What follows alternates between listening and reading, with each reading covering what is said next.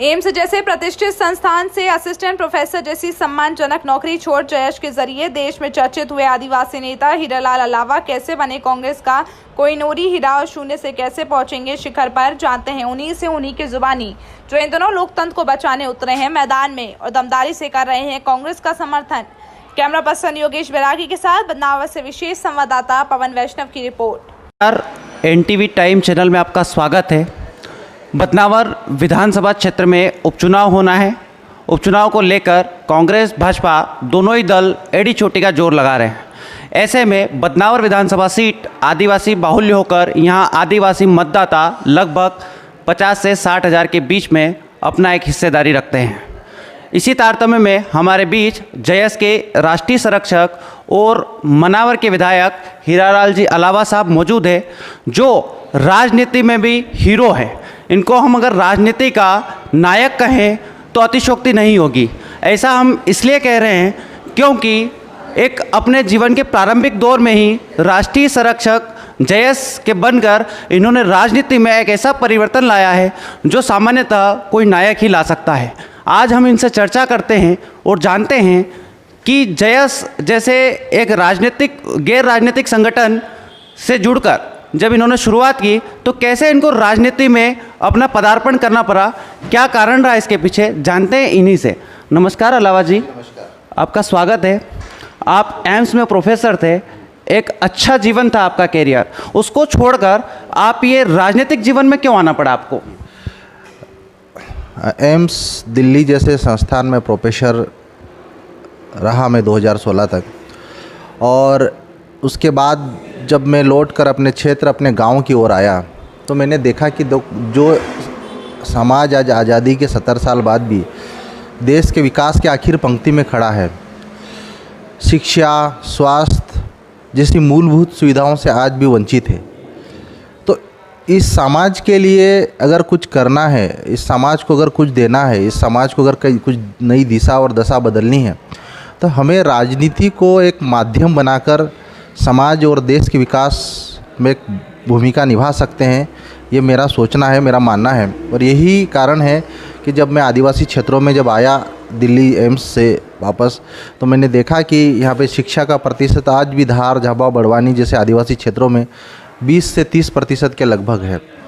आज भी यहाँ पर ज़्यादातर आदिवासी समुदाय पलायन करके गुजरात, महाराष्ट्र और अन्य राज्यों में 2 वक्त की रोटी के लिए दर दर भटक रहा है।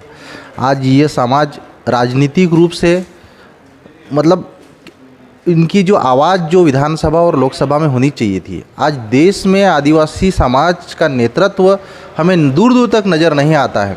और आदिवासी समाज का नेतृत्व नज़र नहीं आता है, आदिवासी समाज की आवाज़ विधानसभा और लोकसभा में नहीं गूंजती है। तो मुझे दुख हुआ कि आज देश में जो 8 से 10 करोड़ की आबादी का एक आदिवासी समुदाय है, आदिवासी समाज है, और इस समाज का एक राजनीतिक नेतृत्व दूर दूर तक हमें नज़र नहीं आता है। तो क्यों नहीं इस समाज की आवाज़ बनकर हमारे जैसे पढ़े लिखे युवाओं को आवाज़ उठानी चाहिए। और इसी उद्देश्य से राजनीति में आया। और दूसरा उद्देश्य मेरा एक ये भी रहा है कि हम आदिवासी समाज में पढ़ाई लिखाई कर आज बड़े बड़े पदों पर हम पहुँचते हैं। आज हम बड़े बड़े शहरों में हम घर बना के रहने लग गए हैं, लेकिन जो आज आदिवासी समाज या आज़ादी के 70 साल बाद भी आज भी गाँव में मतलब जो पिछड़ेपन की उसकी परिभाषा अगर सही मायने में देखी जाए तो ये दक्षिण अफ्रीका के कई देशों के समतुल्य है। तो मुझे लगा कि गांव में रहकर ही आदिवासी समाज के लिए और जो भी समाज गांव में रहता है उनके विकास के लिए आवाज़ उठानी चाहिए। और यही कारण रहा है कि मैंने राजनीति को एक माध्यम समझा और राजनीति में आकर अपने समाज के लिए, गाँव के लिए, गरीबों के लिए आवाज़ उठाने को उचित माध्यम समझा, इसीलिए राजनीति में आया। जब आप जयस की शुरुआत कर रहे थे तब तमाम तरीके से आप जब मीडिया से रूबरू हुए थे तो आपने कांग्रेस भाजपा दोनों ही राजनीतिक दलों पर करारा प्रहार किया था और कहा था कि ये हमारे लिए पैसा कानून लागू नहीं करती है, वनाधिकार के जो कानून है वो लागू नहीं करती है। फिर उसके बाद आपने अचानक कांग्रेस का दामन थाप लिया, इसके पीछे क्या कारण रहा? ये बात सही है कि हमने उन सभी राजनीतिक दलों का विरोध किया जिन्होंने आदिवासियों के उनके अधिकार, चाहे पैसा कानून हो, चाहे 5वीं अनुसूची हो, चाहे 6वीं अनुसूची हो, उसको इम्प्लीमेंटेशन नहीं किया है। उनका हमने विरोध किया और आज भी कर रहे हैं। आज कांग्रेस के साथ अगर मैं कांग्रेस के चिन्ह पे विधायक का चुनाव इसीलिए लड़ा क्योंकि कांग्रेस ने अपने मैनिफेस्टो में इस बात को स्पष्ट रूप से लिखित में दिया है कि अगर हमारी सरकार बनेगी तो 5वीं अनुसूची, पैसा कानून और वन अधिकार कानून के प्रावधानों का लाभ आदिवासियों को देंगे। जब उन्होंने लिखित में इस बात का आश्वासन दिया तो कांग्रेस से टिकट लेकर चुनाव लड़ने में सहमति जताई और उम्मीद है कि अगर मध्य प्रदेश में कमलनाथ जी की सरकार अब दोबारा बनती है तो आदिवासियों के अधिकार हम दिलवाएंगे और सरकार में रहकर जो हमने जनता से, आदिवासियों से, हमारे बंधुओं से जो वादे किए उनको हम पूरा करेंगे। आपका नाम जैसा कि हीरा है, अपन तुलना करते हैं हीरा जो कि केमिस्ट्री का हीरा होता है, वो पारदर्शी होता है, काफ़ी कठोर होता है। दोनों ही चीज़ें आपके जीवन में देखी जा सकती है। आप काफ़ी पारदर्शी भी, आपका पूरा जीवन सबके सामने है। दूसरा, आप काफ़ी कठोर भी है, कभी कभी सरकार के खिलाफ भी हो जाते हैं। अपनी सरकार के खिलाफ भी आप, जैसे अतिथि विद्वानों का एक मामला था, खुलकर सरकार के सामने हो गए। सरकार का आपके ऊपर दबाव नहीं आता है? देखिए, मुझे राजनीति में जाने के लिए मैं किसी के दबाव में राजनीति में नहीं गया। अगर कांग्रेस में भी गया तो कांग्रेस में भी किसी के दबाव में नहीं गया मैं। और मेरा एक उद्देश्य रहा है राजनीति को माध्यम बनाने का, कि उस तबके के लिए, उस वर्ग के लिए आवाज़ उठाना जो पीड़ित है। आज अतिथि शिक्षकों की बात आपने मेरे सामने कही, मैं जानता हूँ उनका दर्द क्या है। वो डिग्री ले लेके, डिग्री के ऊपर पीएचडी किया उन्होंने, पीएचडी के ऊपर और भी उन्होंने रिसर्च किया, 2-2 डिग्रियाँ लिया, लेकिन आज भी हमारे प्रदेश में हजारों अतिथि शिक्षक 2,000, 3,000, 5,000 की नौकरी करने के लिए मजबूर है। और वो भी 5,000 की नौकरी में भी सरकार उनको बीच बीच में लाती है, रखती है जॉब पे और वापस हटा देती है। तो ये उनके साथ कहीं ना कहीं अन्याय है।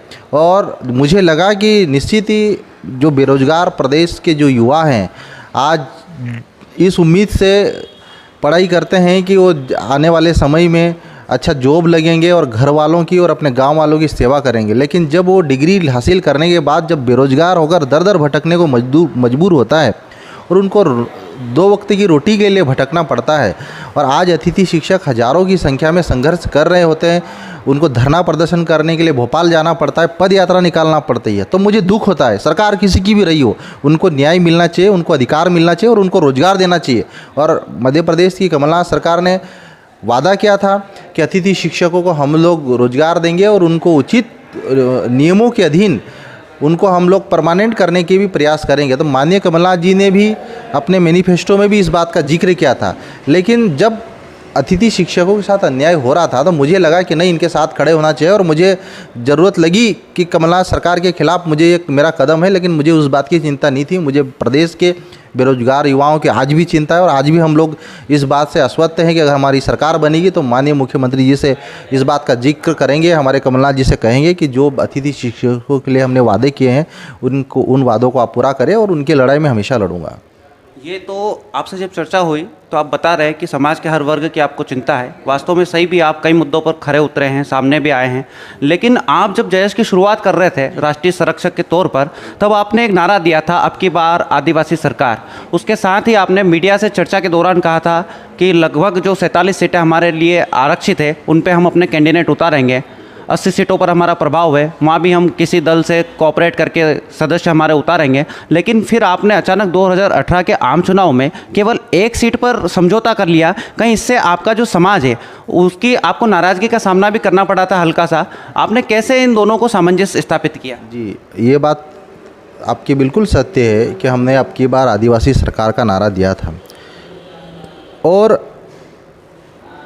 अगर कांग्रेस से अगर विधायक बना तो इसमें इस बात का हमने हमारे समाज के साथ, हमारे युवाओं के साथ, हमारे संगठन के साथ इस बात का धोखा नहीं किया है कि हमने आदिवासी सरकार नहीं बनाई। देखिए, भारत एक लोकतांत्रिक देश है और इस लोकतांत्रिक देश में किसी जाति के नाम पर, किसी धर्म के नाम पर, किसी समाज के नाम पर हम सरकार नहीं बना सकते। ये बात सत्य है कि सरकार बनाने के लिए हमको सभी जाति, सभी धर्म और सभी समुदायों का साथ लेकर चलना पड़ता है। मध्य प्रदेश में ट्राइबल्स की केवल 47 सीट रिजर्व है और सरकार बनाने के लिए हमको 116 का जादुई आंकड़ा प्राप्त करना होता है। तो हमने मध्य प्रदेश सरकार इंडिपेंडेंट, जो प्रैक्टिकली पॉसिबल नहीं है 47 विधायकों के दम पे, तो हमने कांग्रेस के साथ मिलकर प्रदेश में सरकार बनाने की बात रखी।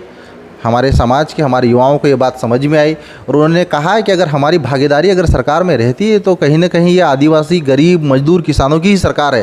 और इस बात को कमलनाथ जी ने भी कई मंच से कई बार कहा कि ये सरकार गरीबों की सरकार है, आदिवासियों की सरकार है, ये दलितों की सरकार है, ये गाँव में रहने वाले मजबूर बेरोजगार युवाओं की सरकार है। तो निश्चित ही भारत जैसे लोकतांत्रिक देश में हम लोग को सबको मिलकर, सभी वर्गों को, सभी जातियों और सभी धर्मों को मिलकर सरकार बनानी होती है और मैं उसी सरकार का हिस्सा बना और मुझे खुशी है कि हम लोग आने वाले समय में और दोबारा कमलनाथ जी की सरकार बनाने जा रहे हैं।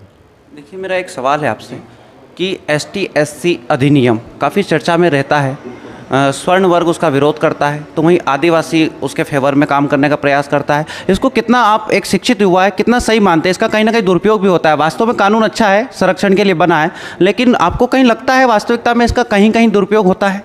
देखिए, ST/SC एक्ट का सही मामलों में अगर देखा जाए तो जो देश का आदिवासी समाज है, जो जंगलों, पहाड़ों, कंदराओं में, उसको तो उसकी गहराइयों का अंदाज़ा ही नहीं, अभी पता ही नहीं है ज़्यादातर।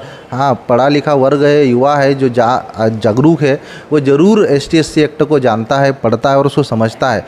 लेकिन एक बात हमने महसूस की है, जानी है कि आदिवासी समाज ने कभी भी ST/SC एक्ट का दुरुपयोग नहीं किया।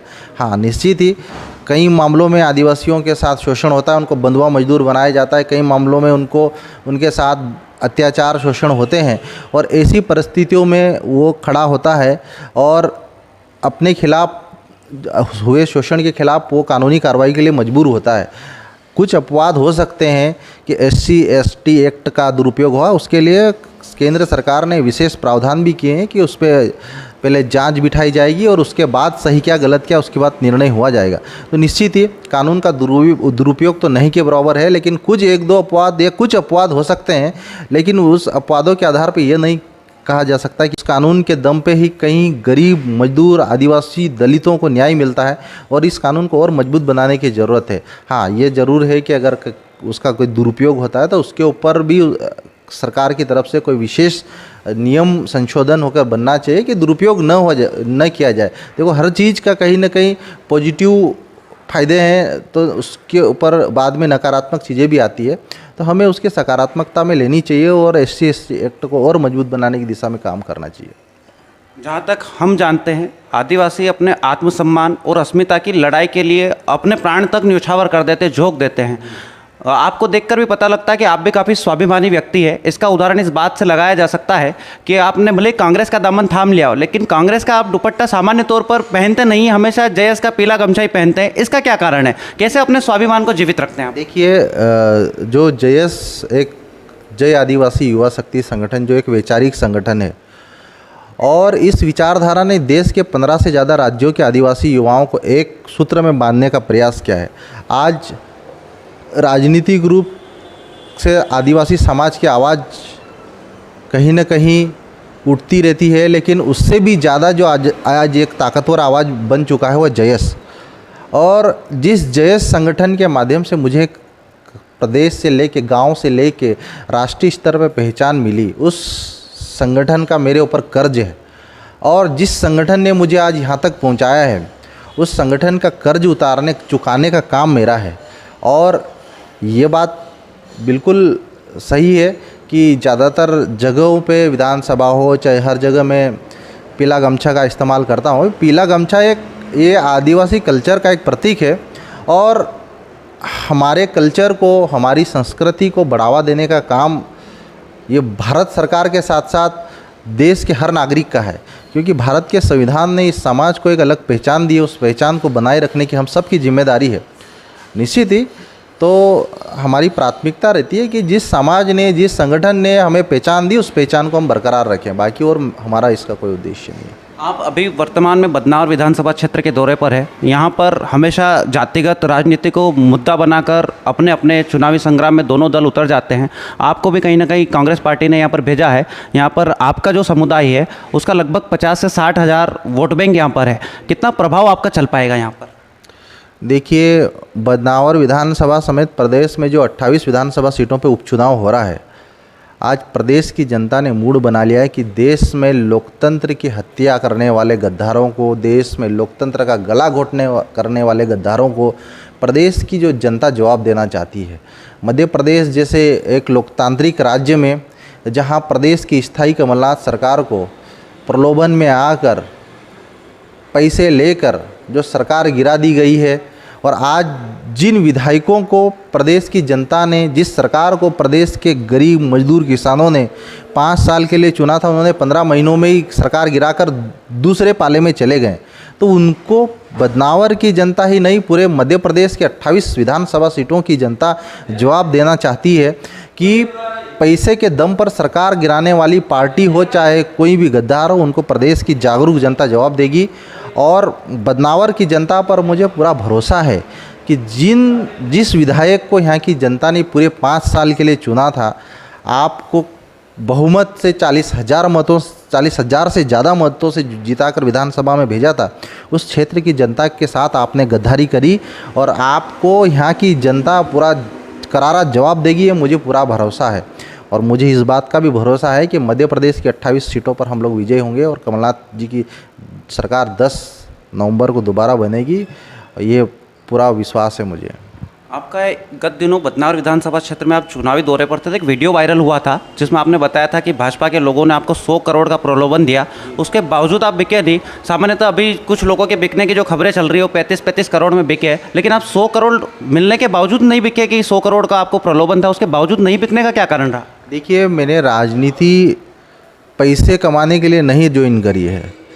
राजनीति में आने के पीछे मैं आपको पहले भी बताया कि मेरा एक उद्देश्य रहा है कि उस समाज के लिए, उस वर्ग के लिए, उन गरीबों के लिए, उन मजदूरों के लिए, किसानों के लिए, बेरोजगारों के मुद्दों को कैसे हम प्रदेश की सत्ता तक पहुंचाएं और उनकी मदद किस तरह से कर सकें, उस चीज़ के लिए मैंने राजनीति ज्वाइन की। पैसे कमाने के लिए अगर मैंने राजनीति ज्वाइन करी होती तो दिल्ली जैसे all India institute medical science में मुझे लाखों रुपये मिल रहे थे, मुझे एक ऐसी सुविधा, एक ऐसे स्मार्ट शहर में रहने का मौका मिल रहा था जहां जो देश के सबसे टॉप अव्वल में गिना जाता है, दिल्ली जैसा शहर। तो ये सब चीज़ें पैसे के लिए राजनीति करना या पैसे कमाने के लिए राजनीति में आना, ये उद्देश्य नहीं रहा है। हमारा उद्देश्य गरीबों की मदद करना, मजदूरों की मदद करना, चाहे बेरोजगार युवा हो, अतिथि शिक्षक हो, चाहे दलित हो, आदिवासी हो, और जो भी पीड़ित समुदाय, हम सबके लिए आवाज़ उठाते हैं और हमारा उद्देश्य है कि उनके साथ खड़े रहकर उनके न्याय की लड़ाई लड़ेंगे। तो पैसे कमाने के लिए मैंने राजनीति नहीं ज्वाइन की और इसीलिए हमको कई बार प्रलोभन दिए गए कि आप कांग्रेस छोड़ के हमारे पाले में आ जाइए, आप कई प्रकार से उन्होंने लालच दिए, लेकिन हम उनके लालचों में नहीं फंसे। हमने स्पष्ट तौर पे मना किया उन्हें कि किसी भी कीमत पे हम अपने, जिस पार्टी ने हमको विधायक बनाया उसके साथ गद्दारी नहीं कर सकता हूँ। जिस समाज ने, जिस क्षेत्र ने मुझे चुना है, उस क्षेत्र की भावनाओं के साथ, उस क्षेत्र के गरीब मजदूर किसान, हमारे आदिवासी भाइयों के विश्वास के साथ मैं धोखा नहीं कर सकता हूँ। ये आदिवासियों की भी एक फितरत रही है कि हम किसी के साथ धोखा नहीं करते, तो हम पैसों से बिकने का कोई सवाल ही पैदा नहीं होता। हाँ, ये ज़रूर है कि जिन्होंने गद्दारी करी है उनके साथ हम लोग हिसाब किताब चुकता करने के लिए पूरी ताकत के साथ कमलनाथ जी को जिताने के लिए मेहनत करेंगे। आज़ादी के लगभग 70 से अधिक वर्ष हो चुके हैं, उसके बावजूद अभी गत दिनों 2020 में जो राज्य सेवा आयोग का पर्चा हुआ था, उसमें आदिवासी समाज को लेकर काफ़ी अपमानजनक शब्दों का प्रयोग किया गया था। आज़ादी के 70 सालों बाद भी ऐसे शब्दों का प्रयोग करना कितना उचित मानते हैं? उस पर भी आपकी सरकार थी, खुलकर विरोध में आ गए थे। दूसरा उदाहरण, अभी जो मंत्री है उषा ठाकुर, जो उनके खिलाफ, उन्होंने भी जयस के खिलाफ आतंकवादी संगठन तमाम तरह के आरोप लगाए, उनके खिलाफ भी आप खुलकर सामने आ गए। जब आप इनके खिलाफ, दोनों, आपकी सरकार रही हो, विपक्ष की सरकार रही हो, दोनों के खिलाफ खुलकर आ जाते हैं, तो आपको किसी प्रकार के दबाव की राजनीति का सामना नहीं करना पड़ता है? देखिए, हमारी लड़ाई स्वाभिमान की लड़ाई है। हमारी लड़ाई आदिवासियों के सम्मान, आदिवासियों के अस्तित्व और आदिवासियों की अस्मिता की लड़ाई है। हमारी लड़ाई आदिवासियों के जल, जंगल और ज़मीन को बचाने की लड़ाई है। हमारी लड़ाई उनके संवैधानिक अधिकार, चाहे 5वीं अनुसूची हो, पेशा कानून हो, वन अधिकार कानून हो, उन अधिकारों को उन्हें दिलाने की लड़ाई है। मध्य प्रदेश में पिछले समय में राज्य सेवा आयोग की परीक्षा में जब आदिवासियों के ऊपर, भील समाज के ऊपर आपत्तिजनक क्वेश्चन किया गया, हमने विरोध किया और राज्य सेवा आयोग के जो सदस्य थे उनके खिलाफ एफआईआर भी दर्ज कराई जयस ने। पिछले दिनों उषा ठाकुर ने जयस को नक्सलवादी, उग्रवादी आतंकवादी, देशद्रोही जैसे शब्दों से अपने भाषणों में जिक्र किया था। हमने बड़े पैमाने पर उसका विरोध किया और उषा ठाकुर के खिलाफ कड़ी से कड़ी कार्रवाई करने के लिए, कानूनन कार्रवाई करने के लिए हमने प्रदेश सरकार को हमने ज्ञापन भी दिए, थानों पे एफआईआर दर्ज कराने की मांग की। तो ये हमारे स्वाभिमान की लड़ाई है। अगर हम लोग अपने स्वाभिमान के लिए नहीं लड़ सकते, अपने सम्मान के लिए नहीं लड़ सकते, तो हमारे राजनीति में आने का और हमारे संगठन का कोई औचित्य नहीं रह जाता है। हमारी लड़ाई हमेशा आदिवासियों के सम्मान, मजदूरों के सम्मान, गरीबों के सम्मान और पीड़ित वर्ग, सभी वर्गों के सम्मान की लड़ाई के लिए हम लोग हमेशा खड़े रहेंगे। चाहे किसान हो, चाहे किसी भी धर्म जाति के हो, जहाँ उनके साथ शोषण होगा, हमारा संगठन उनके साथ मदद के लिए आगे आएगा और हम उनकी लड़ाई लड़ेंगे। यही हमारा स्वाभिमान है। मेरा एक अंतिम सवाल है, आपने अपने राजनीतिक जीवन की अपनी तो शुरुआत कर दी, क्या आगामी जीवन में आप मध्य प्रदेश में ऐसा कोई जादू चलाएंगे? क्या कोई बड़ा आपने निर्णय लेने की ठान के रखी है? जैसे कि असम में एक युवा सामने आए थे और उन्होंने पूरा परिवर्तन करके मुख्यमंत्री बन गए थे, एक नायक बनकर उभरे थे। आप भी काफ़ी युवा है, क्या ऐसा कुछ लगता है आपको, कुछ परिवर्तन कर पाएंगे आप? देखो, मध्य प्रदेश में युवा नेतृत्व की ज़रूरत है, समय की डिमांड है और मध्य प्रदेश के साथ साथ में देश भी आज युवा नेतृत्व की मांग कर रहा है। और निश्चित ही आने वाले समय में अगर युवा क्रांति उठती है, युवा परिवर्तन होता है, तो हम लोग बदलाव के लिए तैयार खड़े हैं, बदलाव करवाने के लिए तैयार खड़े हैं। बस प्रदेश का जो युवा है, प्रदेश की जनता है, वो प्रदेश में बदलाव चाहे, प्रदेश में क्रांति चाहे। आने वाले समय में युवा नेतृत्व उभरेगा और युवाओं को मौका मिलेगा प्रदेश की राजनीति में। और वास्तव में देश में बदलाव के लिए, देश को नई ऊंचाइयों पर ले जाने के लिए, नई उड़ान देने के लिए युवा लोगों को राजनीति जैसे लोकतांत्रिक प्लेटफार्म पर आकर सेवाएं देनी चाहिए। और अगर ऐसा हुआ तो निश्चित ही मध्य प्रदेश में बड़े बदलाव होंगे और उस बदलाव का हिस्सा हम भी बनेंगे। ये थे हमारे साथ जयस के राष्ट्रीय संरक्षक हीरालाल जी अलावा, जिन्होंने बताया कि जयस एक वैचारिक संगठन है जो अपने अधिकारों के लिए लड़ रहा है और निश्चित रूप से आगामी आने वाले दिनों में युवा अगर राजनीति में आते हैं तो निश्चित रूप से कोई बड़ा परिवर्तन हो सकता है।